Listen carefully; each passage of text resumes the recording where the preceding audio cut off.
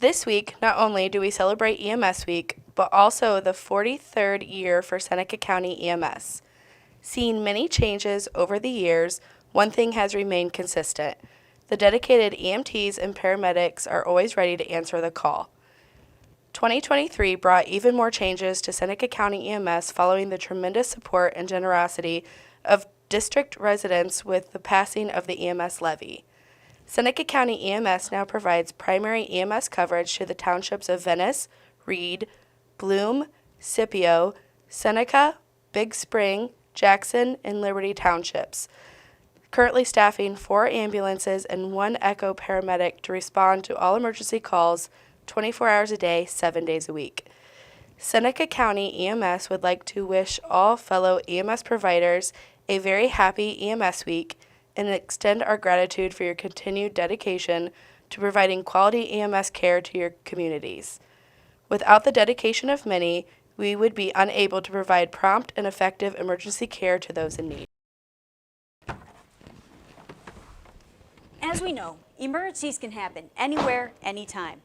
Early recognition and action are key, and a bystander can provide that vital help until first responders arrive. But remember, never put yourself into a possibly dangerous situation. In these next clips, Paramedic Miller is going to do a few quick tutorials and go over some actions that a bystander can do. She's going to review hands-only CPR and bleeding control.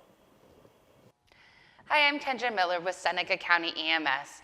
Today I'm going to be demonstrating for you hands-only CPR. The time that you may need this is if you come upon somebody who is unresponsive, not breathing, does not have a pulse. Follow along with the video if you would like to learn this life-saving technique.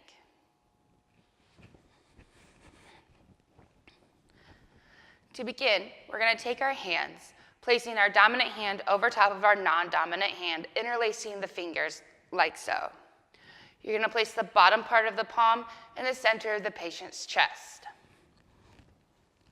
From this position, you're going to push down hard and fast at a rate of 100 to 120 beats a minute, allowing for the chest to have full recoil. This means allow the chest to come back to its normal resting spot before you push down again.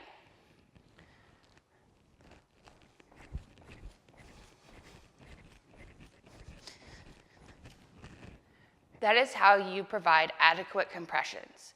If you have trouble counting in your head from 100 to 120 beats a minute, think about the songs of Staying Alive and Baby Shark. These songs will help you get to 100 to 120 beats a minute. Now I'm going to demonstrate for you how to stop the bleed. To begin, we are going to take our dressing and apply it to the bleeding area. We're going to press down hard and firm. With this direct pressure, if the bleeding is controlled, we will secure the dressing in site with a bandage. If bleeding is uncontrolled, we will grab an additional dressing, apply it over top the existing dressing, pressing down hard and firm. Once bleeding is controlled, we can again secure it with a bandage.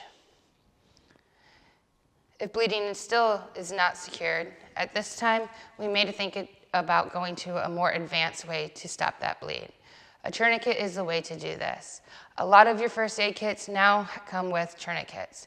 If not, you may have to be resourceful and use items that you may have around you, such as a belt.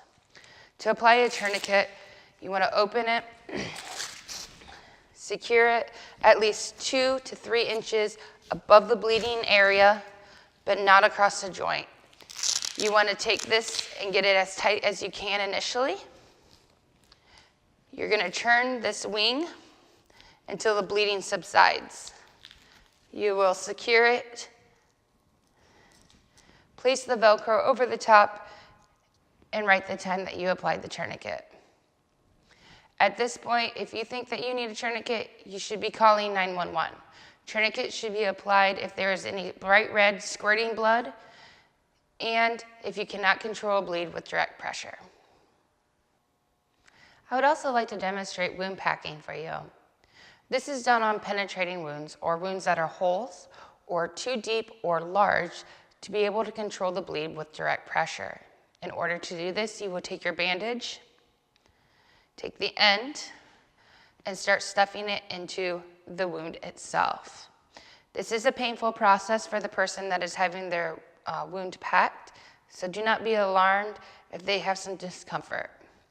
You're going to continue to press down hard and firm until the bandage reaches the surface of the hole. Once you are to that area, you will then go all the way around the hole, putting pressure down as you wrap, and then securing it in place.